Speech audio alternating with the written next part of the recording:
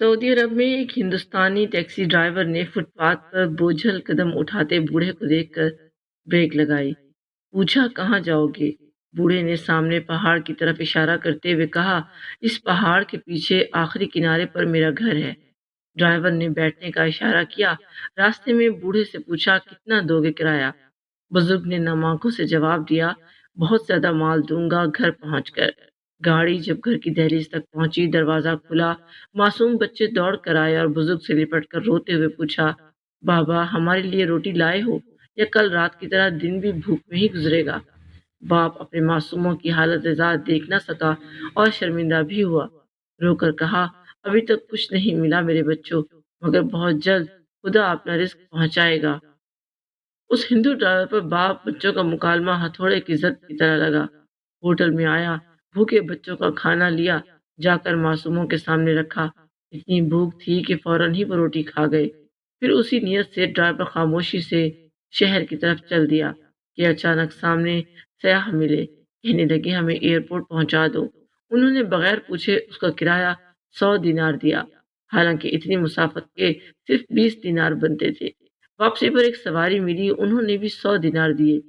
लेकिन हैरानी की बात तब हुई कि जब उसने देखा कि गाड़ी में एक कपड़े में कोई चीज लिपटी हुई है। जब उसने खोल कर देखा तो वो 7,000 सऊदी रियाल थे। ड्राइवर बहुत ज्यादा हैरान हुआ। आखिर ये कपड़े में लिपटे रियाल और अपनी मजदूरी की रकम लेकर बाजार आया। उस बुजुर्ग के बच्चों के लिए रोटी और अशिया खुर्दोनोश लिया। सीधा उन बच्चों तक पहुंचकर कहा, मेरे भाई, मुझे सऊदी अरब आए हुए 4 साल हो चुके हैं और आज तक मेरे साथ ऐसा वाकया पेश नहीं आया कि मेरी गाड़ी में कभी किसी ने कोई चीज छोड़ी हो। मैं जब कल आपको यहाँ छोड़कर गया था, मैंने इरादा किया था कि मेरे पास जो कुछ भी आएगा तो मैं आपकी माली मदद करूंगा, और आज आपके खुदा ने मेरी गाड़ी में ये रियाल छोड़े हैं जो मुझ पर हराम हैं और आप पर हलाल हैं। तेरे रब ने तेरी वजह से ये रिस्क चंद लम्हों में दिया है। लो, अपना हिस्सा अपने पास रखो। बूढ़ा ममनून निगाहों से देर तक देखता रहा और उसके आंसू रुकने का नाम नहीं ले रहे थे। फिर जुबान से जो कुछ मांगा होगा, अर्श तक आवाज जरूर पहुंची होगी। असल रिस्क तो वो है जो रब की मखलूक के काम आए, वरना खजाने तो कारून के पास भी थे। इसी तरह का एक और वाकया है कि अमरीकी सहाफियों का एक वफद सऊदी अरब दौरे पर गया। वो वहाँ एक हफ्ता ठहरा। इस दौरान वफद के अरकान ने सऊदी अरब में अमन व अमा की सूरत हाल का बगौर जायजा लिया। उन्होंने इस चीज़ को शिद्दत से महसूस किया कि सऊदी अरब में चोरी करने वाले के हाथ सज़ा के तौर पर काट दिए जाते हैं। उन्हें लगा कि ये सज़ा सरासर ज्यादती और इंसानी हकूक की खिलाफ वर्जी है। वफद को यह भी मालूम हुआ कि दूसरे जराइम में मुजरिमों को सरेआम कोड़ों की सज़ा दी जाती है। अमरीका में तो ऐसी सज़ाओं का तसव्वुर भी नहीं था। वफद की मुलाकात शाह फैसल से भी तय थी। मुलाकात के दौरान एक सहाफ़ी ने शाह फैसल से इन सज़ाओं के बारे में जिक्र किया कि इतनी सख्त सज़ाएं आपने क्यों नाफिज कर रखी हैं, ये तो सरासर इंसानी हकूक की खिलाफ वर्जी है। सहाफ़ी के इस जुमले से शाह फैसल के चेहरे पर कोई शिकन देखने में न आई, बल्कि आंखों और कानों ने इस सहाफ़ी का सवाल तहम्मुल से सुना। जब सहाफ़ी अपनी बात मुकम्मल कर चुका तो शाह फैसल चंद सेकंड खामोश रहे। सहाफ़ी ये समझा कि उसने न शाह फैसल को लाजवाब कर दिया है। कोई कुछ देर रुक कर शाह फैसल बोले, क्या आप लोग अपनी बेगमात को भी साथ साथ लाए हो? कुछ सहाफ़ियों ने सर हिलाए। इसके बाद शाह फैसल ने कहा, अभी आपका दौरा ख़त्म होने में चंद दिन बाकी हैं। आप अपनी बेगमात के साथ शहर की सोने की मार्केट में चले जाएं और अपनी ख़वातीन से कहें कि अपनी पसंद से सोने के जेवरात की खरीदारी करें। उनकी कीमत भी मैं अपनी जेब से अदा करूँगा। इसके बाद वो जेवरात पहनकर सऊदी अरब के बाजारों और गलियों में आज़ादाना घूमे फिरेंगी। इन जेवरात की तरफ कोई मैली आंख से भी नहीं देखेगा। 2 दिन के बाद आपकी अमेरिका वापसी होगी। क्या वो ज़ेवरात पहने हुए आप और आपकी ख़वातीन बिला खौफ खतर अपने अपने घरों को पहुंच जाएंगे? जब शाह फैसल ने सहाफ़ियों से पूछा तो सारे सहाफ़ी एक दूसरे का हैरानी के साथ मुंह देखने लगे। शाह फैसल ने दोबारा पूछा तो चंद सहाफ़ियों ने कहा, बिला खौफ खतर एयरपोर्ट से निकलकर घर पहुंचना तो दरकिनार, हम एयरपोर्ट से बाहर कदम भी नहीं रख सकते। शाह फैसल ने जवाब दिया, सऊदी अरब में इतनी सख्त सजाओं का नफाज ही आपकी परेशानी का जवाब है। यहाँ जब अजान होती है तो सोने से भरी दुकानें लोग बगैर बंद के नमाज की तरफ निकल जाते हैं। کسی کو کوئی ڈر خوف نہیں ہوتا کہ ہماری دکان سے کوئی ایک سکہ بھی ادھر سے ادھر ہو۔ بازاروں میں امن و امان ہے۔ آپ 1 گرام سے لے کر 1 کلو گرام تک کا سونا اٹھا کر سر عام بازاروں میں پھریں، کوئی آپ کی طرف اٹھا کر بھی نہیں دیکھے گا۔ شاہ فیصل نے تمام صحافیوں کو مخاطب کر کے کہا، یہ تمام سنہری قوانین ہمیں دین اسلام نے دیے ہیں اور مجھے ان کو اپنے ملک میں لاگو کرنے میں فخر محسوس ہوتا ہے، کیونکہ اسلام دنیا کا وہ واحد دین ہے جو کسی پر بے جا ظلم نہیں کرتا، لیکن ہر مجرم، ہر گنہگار کو اس کی سزا جو کہ شریعت میں ہے ضرور دی جائے گی۔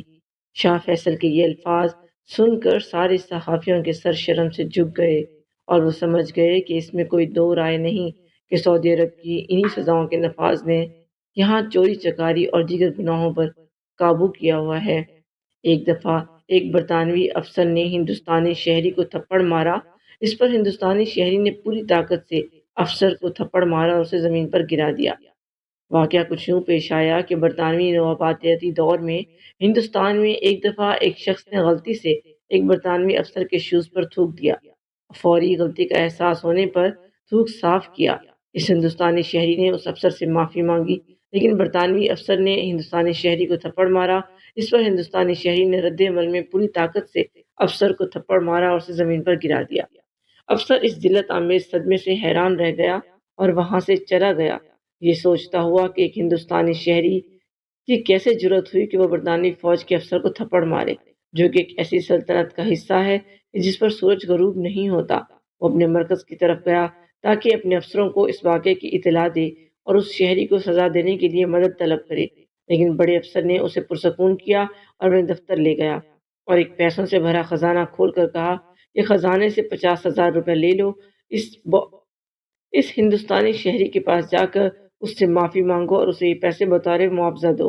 افسر پاگل ہو گیا اور احتجاجاً کہا، مجھے اسے تھپڑ مارنے اور ذلیل کرنے کا حق ہے، اس نے مجھے تھپڑ مارا جبکہ اسے کوئی حق نہیں تھا، یہ میرے لیے، آپ کے لیے اور اس ملک کے لیے توہین ہے۔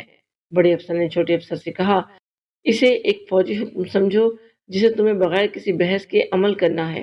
افسر نے اپنے کمانڈر کے احکامات کی تعمیل کی، پیسے لے کر ہندوستان میں شہری کے پاس گیا اور کہا، براہ کرم میری معذرت قبول کریں، میں نے آپ کو تھپڑ مارا اور آپ نے جواب دیا، ہم برابر ہو گئے اور یہ 50,000 روپے میری معذرت کے ساتھ تحفہ ہے۔ ہندوستانی شہری نے معذرت اور تحفہ قبول کیا اور چند عرصے بعد بھول گیا کہ اسے اپنی زمین پر ایک نوآبادیاتی حکمران نے تھپڑ مارا تھا۔ اس وقت 50,000 روپے ایک بڑی دولت سمجھی جاتی تھی۔ شہری نے اس رقم کے ایک حصے سے گھر خریدا، ایک حصہ محفوظ کیا اور ایک حصہ سے رکشہ جو کہ 3 پہیوں والی سواری ہے اور ہندوستان میں استعمال ہوتی ہے، یہ خریدا اور کچھ سرمایہ کاری، تجارت اور نقل و حمل میں اس کی حالت بہتر ہو گئی اور وقت کے ساتھ ساتھ وہ کاروباری شخص بن گیا اور تھپڑ کو بھول گیا۔ لیکن انگریزوں نے ہندوستانی شہری کے تھپڑ کو نہیں بھلایا۔ کچھ عرصے بعد انگریز کمانڈر نے اس افسر کو بلایا جسے تھپڑ مارا گیا تھا اور کہا کہ تمہیں وہ ہندوستانی شہری یاد ہے جس نے تمہیں تھپڑ مارا تھا؟ افسر نے کہا، میں کیسے بھول سکتا ہوں۔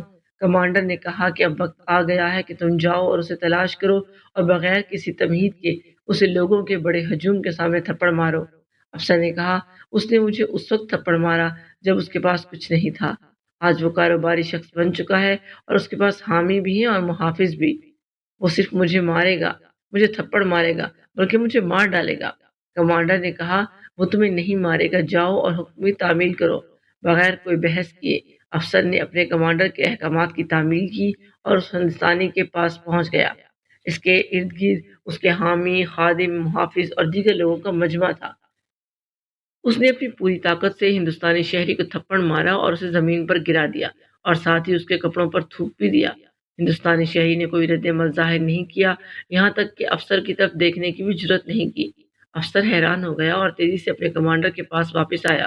کمانڈر نے افسر سے کہا، کیا بات ہے، تمہارے چہرے پر حیرت اور تعجب دیکھ رہا ہوں۔